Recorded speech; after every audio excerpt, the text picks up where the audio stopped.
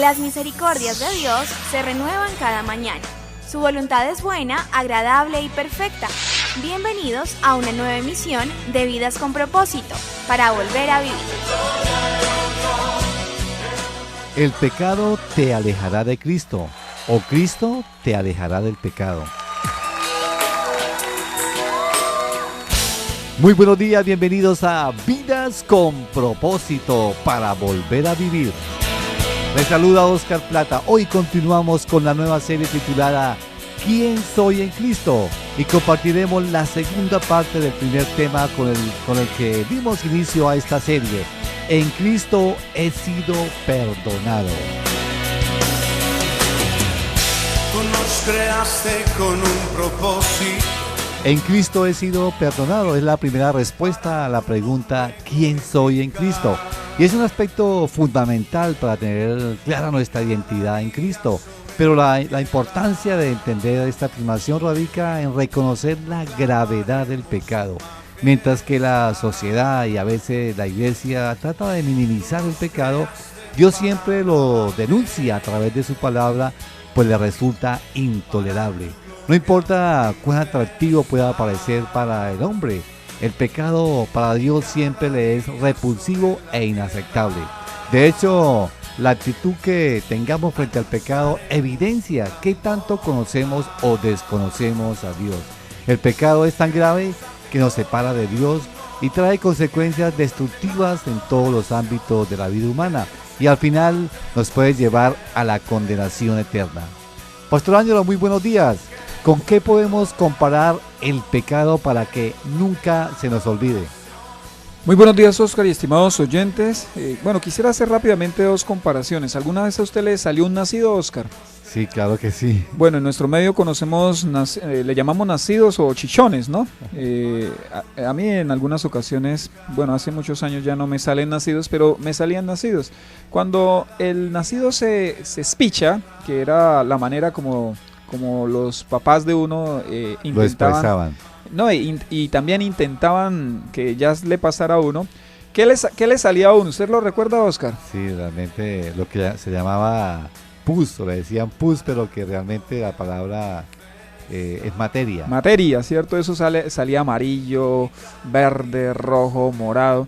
Y yo estoy viendo la cara que usted está haciendo, Oscar, y quisiera que esa misma cara la estuviesen haciendo nuestros oyentes, porque de esa manera ve Dios el pecado. De solo pensarlo uno como que le dan náuseas.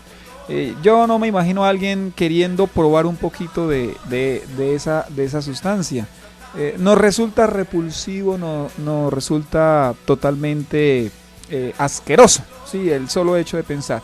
Dios de igual manera ve el pecado. Y quisiera dejar otra figura en la mente de nuestros oyentes. Y es que yo en alguna ocasión estuve en la exhumación de un familiar en su bóveda después de los 4 o 5 años de haber estado allí, y vi algo del esqueleto, vi cómo salieron cucarachas, vi cosas bastante desagradables. Obviamente el olor pues no era nada deseable. Dios quiere que nosotros veamos el pecado de esa manera. Jamás es que el pecado, aunque se muestra atractivo, en el fondo es asqueroso delante de Dios. Y el milagro que el Señor hace en el que ha nacido de nuevo, en el que ahora sigue Jesús, es que comienza a rechazar el pecado y lo empieza a ver como algo asqueroso, como algo que no debe permitir en su vida. ¿Y de verdad Dios ve el pecado de esa manera?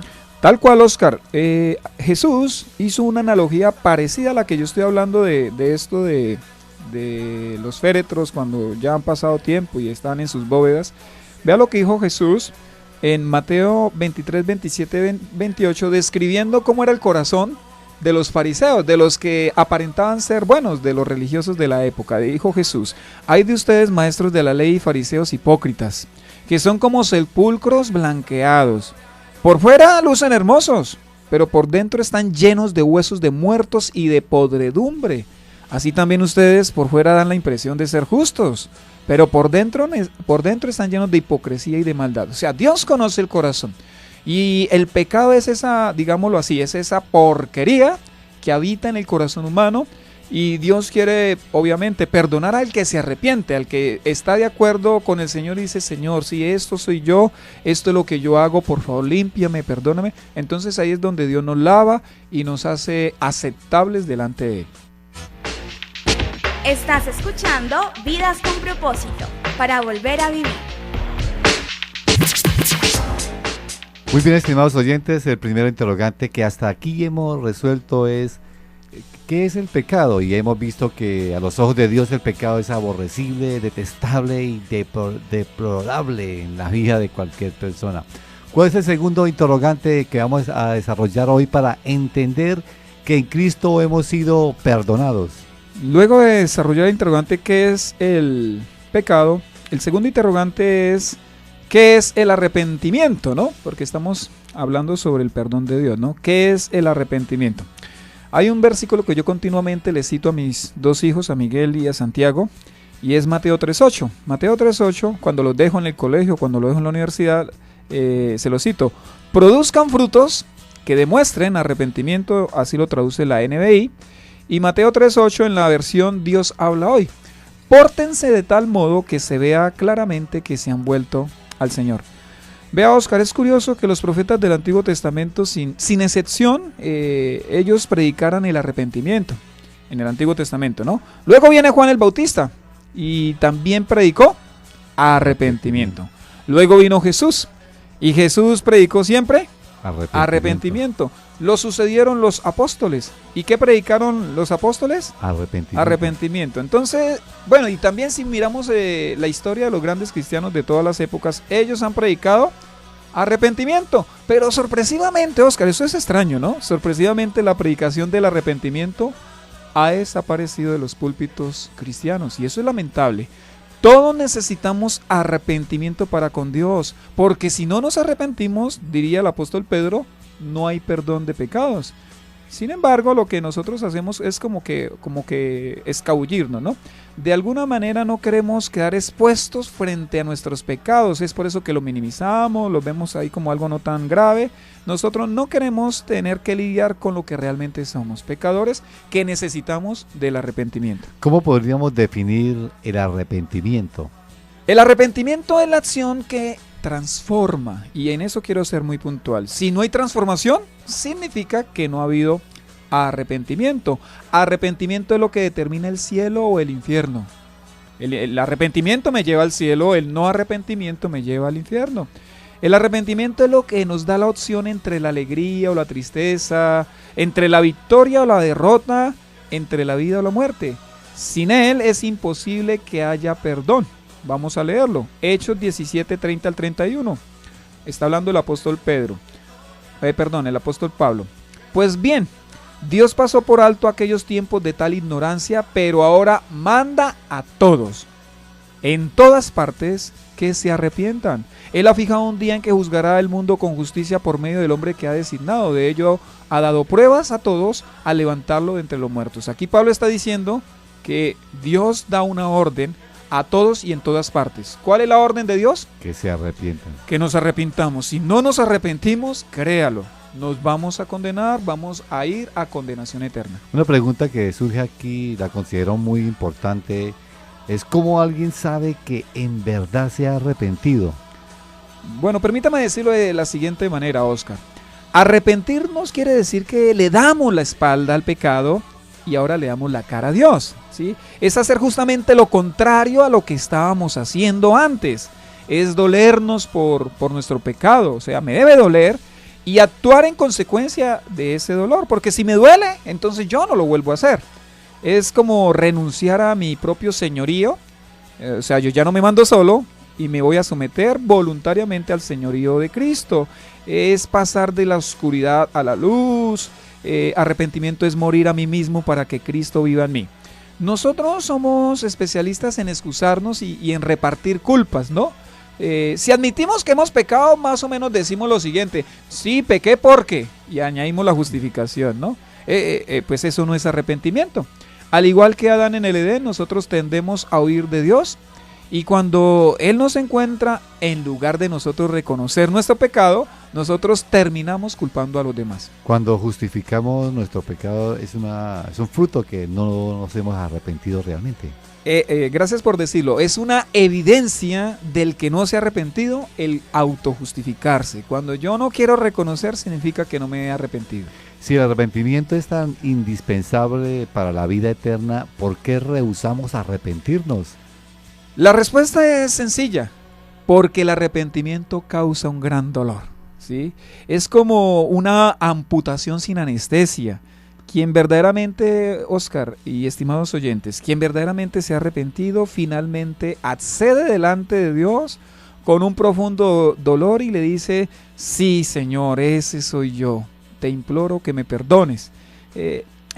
Esa persona no se está justificando, no está culpando a los demás. Esa persona reconoce lo que es y lo que merece, ¿no? Y lo que merecen sus acciones, pero se refugia en esa misericordia del Señor. Pablo describió así el arrepentimiento en 2 Corintios 7:10. La tristeza que proviene de Dios produce el arrepentimiento que lleva a la salvación. Y lo repito, sin arrepentimiento no hay salvación. Sigue diciendo el apóstol, de la cual no hay que arrepentirse. O sea, sentir esa tristeza, ¿sí? Sentir ese dolor profundo por mi pecado, yo de eso no debo arrepentirme, sino, oiga, debo sentirme contento porque me dolió mi pecado. Sigue hablando el apóstol. Mientras que la tristeza del mundo produce la muerte. ¿Qué nos enseña este versículo tan claro con respecto al arrepentimiento? El versículo muestra, Oscar, que básicamente lo que sucedió con la vida de Pedro y de Judas. Usted lo recuerda muy bien. Los dos pues pecaron grandemente y gravemente contra el Señor. Pedro dice la escritura que lo negó 3 veces, hasta pronunciando maldiciones. Judas lo traicionó con un beso. Sin embargo, Pedro, entristecido, ¿sí? Él sintió una tristeza, un dolor profundo, se arrepintió y nunca más fue el mismo.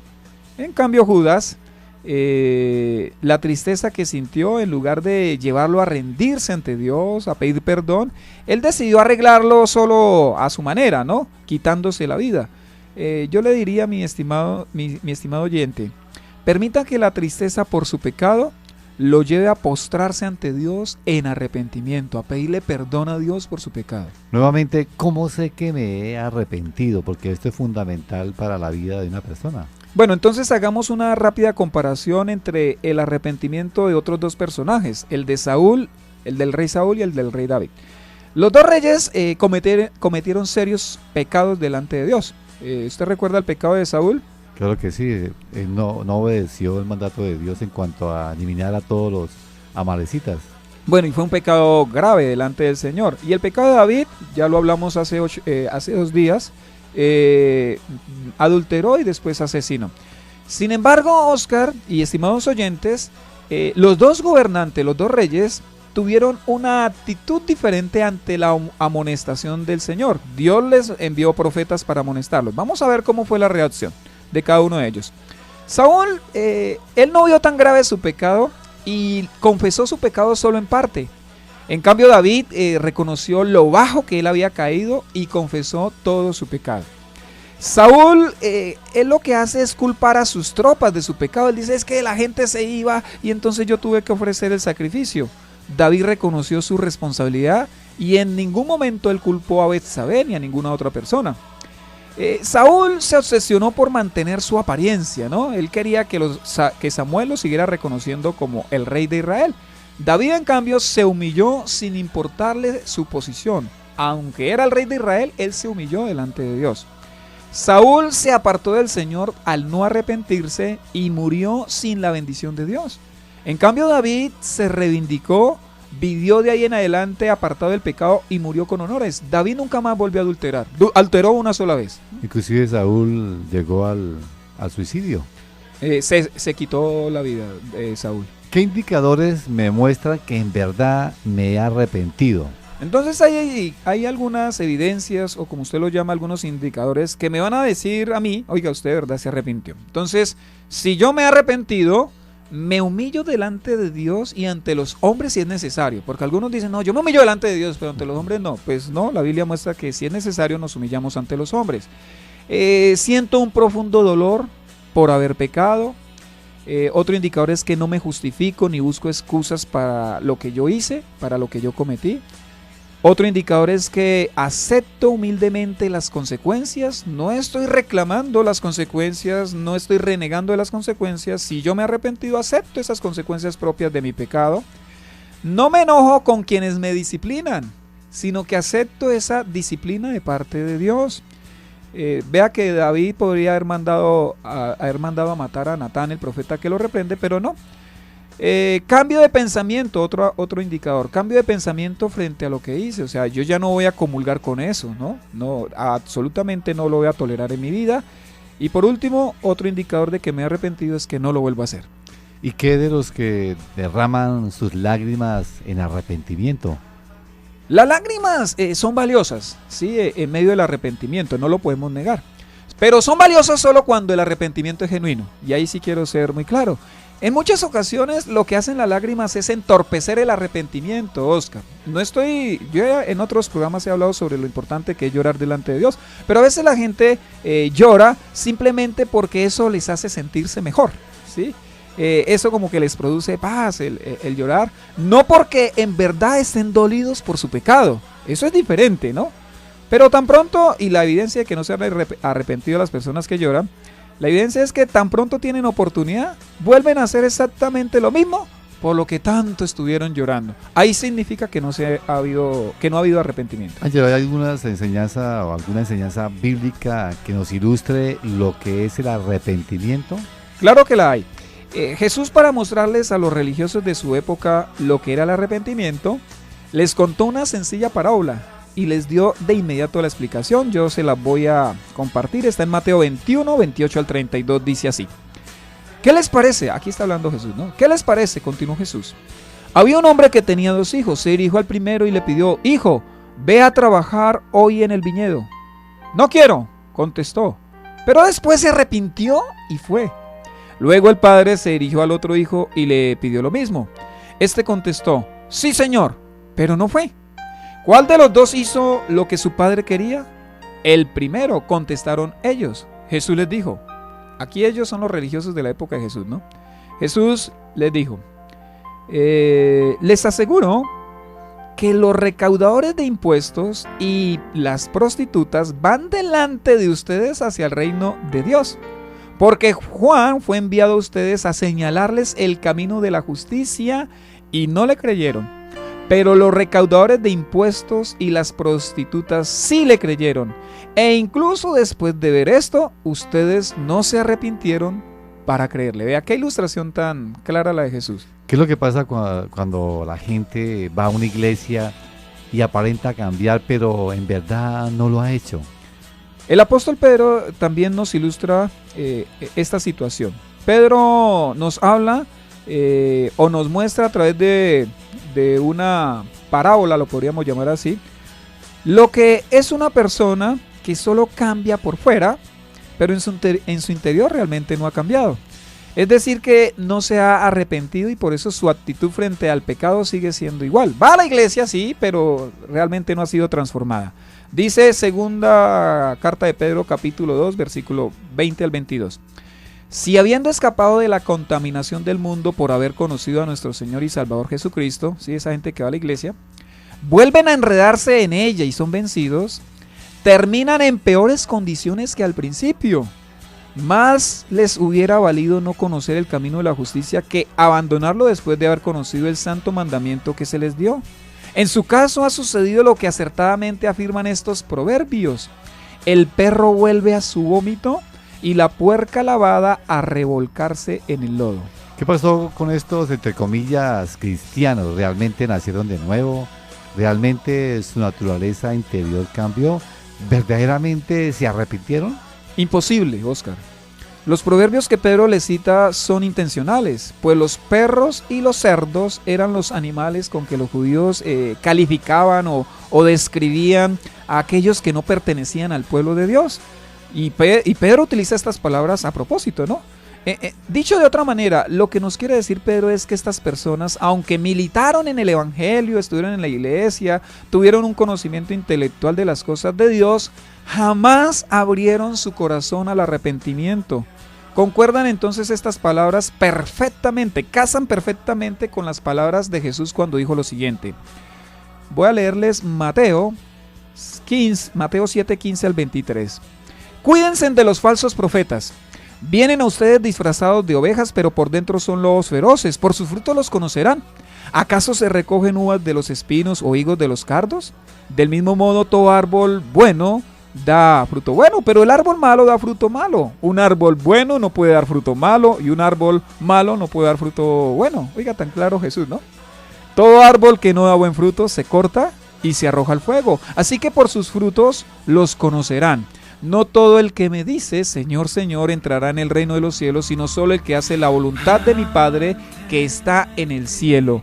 Muchos me dirán en aquel día, Señor, Señor, ¿no profetizamos en tu nombre y en tu nombre expulsamos demonios e hicimos muchos milagros? Entonces les diré claramente, jamás los conocí, aléjense de mí, hacedores de maldad. Estamos en el día 1020 AM de Radio Primavera, hoy en Vidas con Propósito, en Cristo he sido perdonado.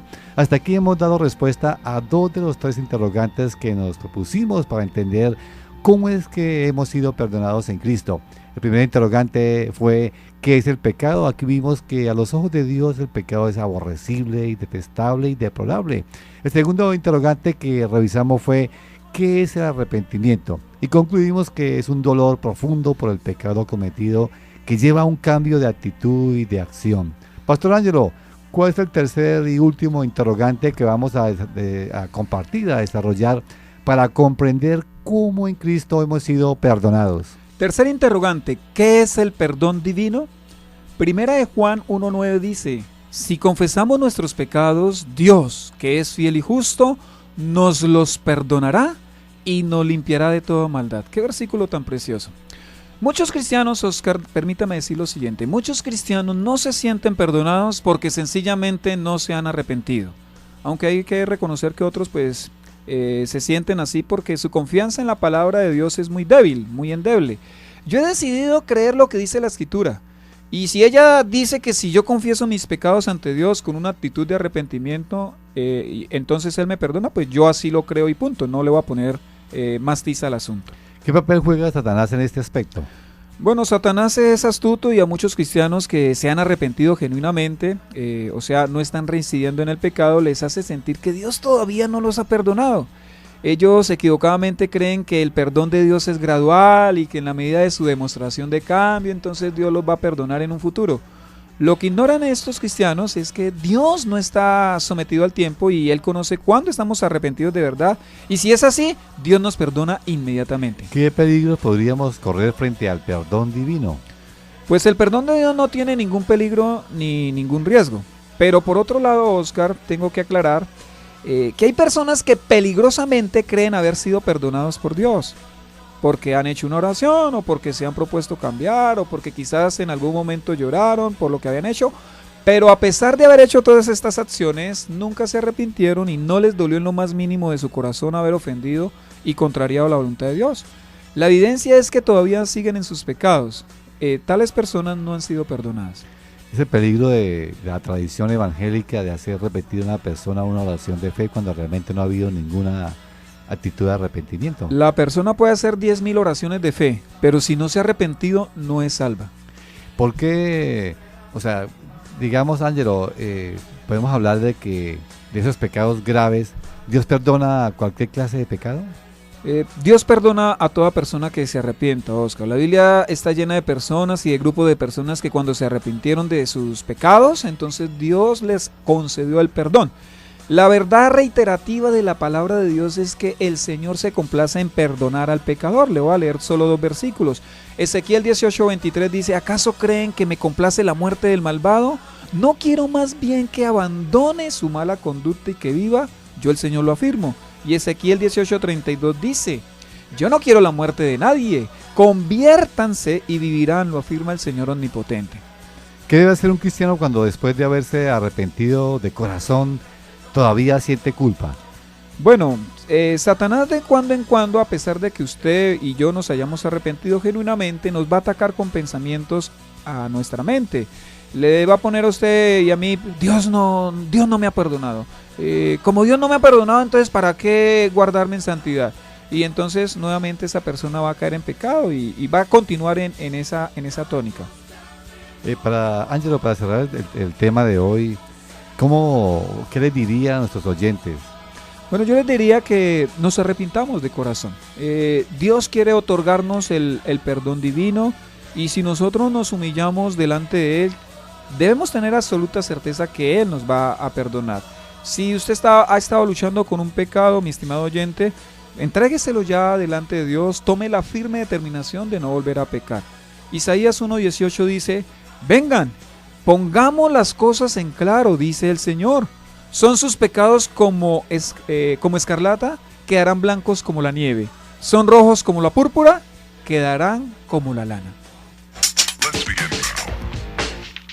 Este fin de semana, en la comunidad Vida con Propósito de las Asambleas de Dios, el próximo domingo continuamos con la serie 7 mensajes para la iglesia, basado en el libro de Apocalipsis, con el tercer tema, ¿estás dispuesto a sufrir por Cristo? En las reuniones de Piedecuesta a las 8 de la mañana en nuestra sede ubicada en la carrera séptima número 450, carrera séptima número 450 en Piedecuesta, y en Bucaramanga a las 5 de la tarde en el Colegio Americano.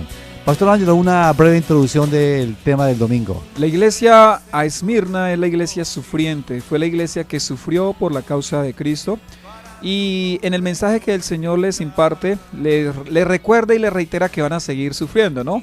Bien contrario a los mensajes modernos que dan algunos predicadores. El sufrimiento es parte de la vida del cristiano, es parte, o sea, está ahí incluida. En los contratos que a uno le dan para contratar, valga la redundancia, un bien o un servicio, hay una letra chiquitica, una letra menudita que uno no alcanza a ver. ¿Sabe por qué lo hacen? Porque ellos no están interesados en mostrar algunas dificultades con el bien o el servicio que se está adquiriendo. Pues Jesús no es así. Jesús con letras grandes le dice a sus seguidores que van a sufrir o que vamos a sufrir. Él quiere ser lo suficientemente honesto para que nosotros no nos tome por sorpresa el sufrimiento. Así que el sufrimiento es parte de la vida del cristiano. Si usted no tiene iglesia, le animo a que escuche este importante tema del próximo domingo, el mensaje a la iglesia de Esmirna. Escuchas tu programa favorito, Vidas con Propósito. Apreciado oyente, si desea comunicarse con nosotros, nos puede llamar al teléfono 316-404-3113. 316-404-3113. Recuerde que también puede escuchar estos programas en cualquier horario ingresando a nuestro canal en YouTube, colocando en el buscador de esta página Comunidad Vida con Propósito. Allí encontrará muchos de los temas que hemos compartido en este espacio. Gracias por escucharnos y les deseamos que pasen un fin de semana muy feliz.